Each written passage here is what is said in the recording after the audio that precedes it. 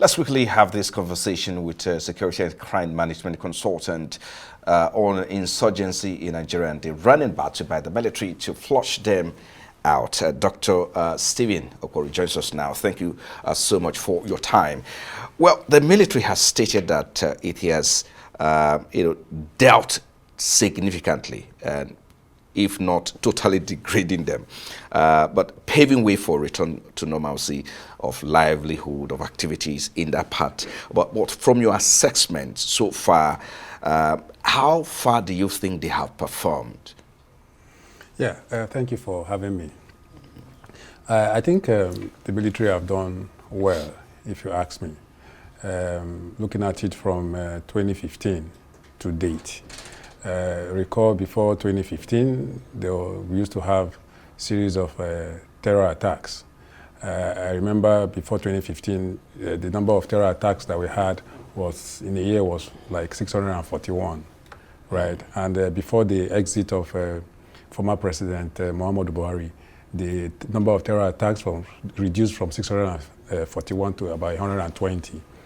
So from that 2023 to date, it has reduced and up to a point that we aren't seeing those attacks anymore. Not until May 30th this year, 2024, when the immediate past Chief of Army Staff, when he was given the one-year brief of the current administration, where he talked about the era of suicide bombing, it's gone. Then a week after, the terrorists decided to shoot themselves again and said, okay, the statement the Chief of Army Staff made, is not totally true, that we are still on ground, the fact that we are not carrying out our operations or our attacks on the civilian population.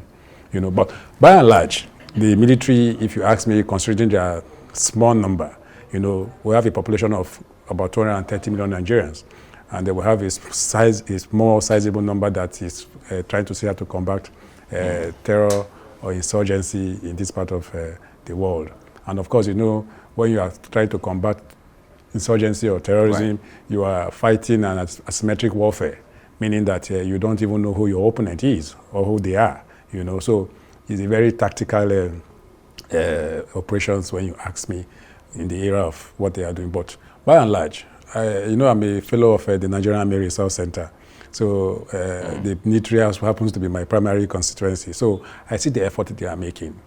So they have done very well. But if you look at the effort, of course, the fight against insurgency has been over 15 years, especially in the northeast, including Yobe, Adamawa, and of course, Yobe's Borno State, yeah, which is the epic center, of course, where the chief correspondent just returned from in this case. But the questions still remain, why is it that we've not been able to completely decimate these? But I know sometimes the army has said, they're on top of their game, but the question still remains, why has it become difficult to totally decimate this, given the fact that we're seeing emergence of different groups of this set? For instance, we have the Lakurawa now, in Kebbi State, of course, and in Sokoto State. Now, it's difficult. You know why? There are a lot of factors come to play here. You see, the government is not also fulfilling its promises. Right. The dividends of democracy, how well are they providing these dividends of democracy for their people, right? I'm looking at the local, the state, and the federal government now. How well are they providing the dividends of democracy? We have a lot of idle-minded youths that are there. And of course, you agree with me that some of these youths can afford the basic survival needs, food, shelter, clothing and health and all that. In the event where they cannot afford all this, what do you expect? They begin to look out for other means of survival. And of course, you know that these terror groups have a lot of finance, a lot of monies at their disposal. Don't forget that in the Lakurawa group, they were inducing youths to the tune of about ₦1 million to recruit them into their fold, right? So when you see an idle youth seated somewhere and is being offered ₦1 million to come join a terrorist group, what do you expect? He will, of course, jump at it. Because the basic things that the government needs to provide for these people, they are not seeing it.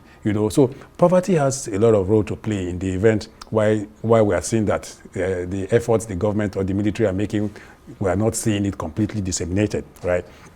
Now, we don't expect security or insecurity not to eliminate it completely, right? Yeah, because Emily Duncan, a French sociologist and a philosopher, said crime is inevitable.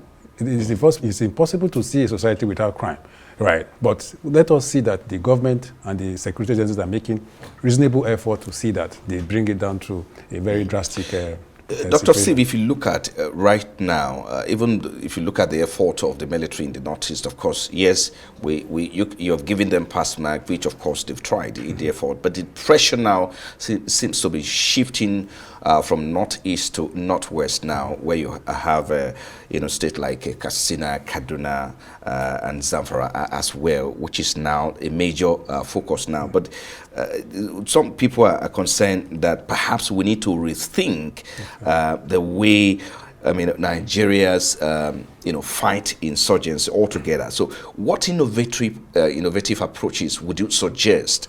Because I know that the military claims that only 30% of the war it's their own fight, while 70% is to the government. Exactly. Yeah, that statement was from the Chief of Defense Staff. Yeah. And I think I go with him on that.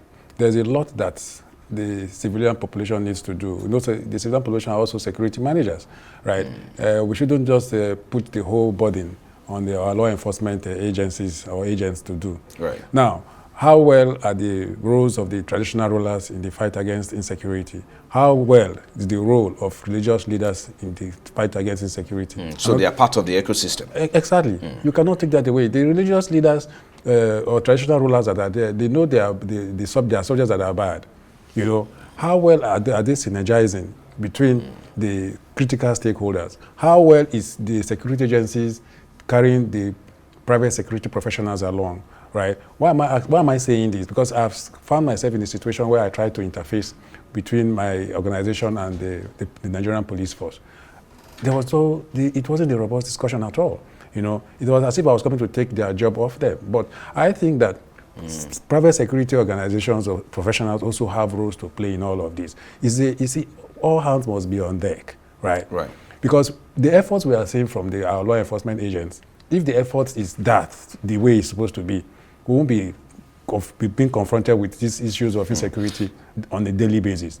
Right. Like in the last 1 year in this country, we have seen where kidnappers collected over 1 billion naira, about a billion naira, 400 million from citizens of this country as ransom payment. Yeah, because of our time, let's quickly wrap up with this. The military has called for the dredging of the Lake Chad, basins to improve livelihood in the surrounding community. But how transformative do you think such a project could be in addressing the root causes of insurgency? Because again, they are saying that perhaps this could be a game changer. Speak to that in 1 minute before I let you go. Okay, now, it's a way to go, right? Because the shrinking of the Lake Chad has adversely affected farmers, fishing, of course, that has affected fishing, and even the use of the water in the Lake Chad to serve as watering their plants and all that, their crops and all that. So, in the event where they dredge it, I think it will enlarge or expand the scope, where farmers that have been disengaged as a result of shrinking of the Lake Chad can also come back. And it will engage them in carrying out farming activities that will take their minds off, being lured into criminal activities. Security and crime management consultant, Dr. Stephen Okwori, thank you for coming on the News Night. Thank you for having me.